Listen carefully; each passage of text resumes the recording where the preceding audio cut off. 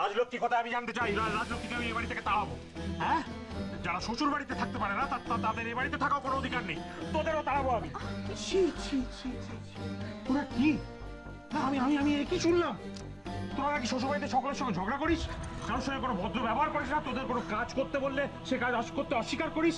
এরপর তোদের শ্বশুর বাড়ি থেকে না তাড়াবে তো কাকে তাড়াবে বলতো? হ্যাঁ, রাজলক্ষ্মী, রাজলক্ষ্মী কোথায়? রাজলক্ষ্মী দেবতা, দেবতা আপনাকে এসব কথা কে কে কে বলেছে? জরুর শুভ্র বলেছে এসব, আমাদের চেহারাকে নিয়ে বলেছে না? না না না, তো এইসব কথা তোদের শাশুড়িরা বলেছে। কখন? কখন?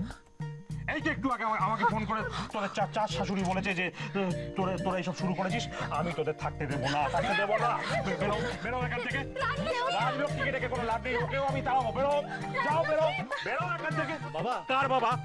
কাকু। হ্যাঁ ঠিক আছে, তুমি কেন কথা বলছো? তোমাকেও বার করে দেবো। বেরো, বেরো এখান থেকে। সবাইকে দূর করে দেবো আমি এই বাড়ি থেকে, সকলকে দূর করে দেবো বলে দিচ্ছি। বাবা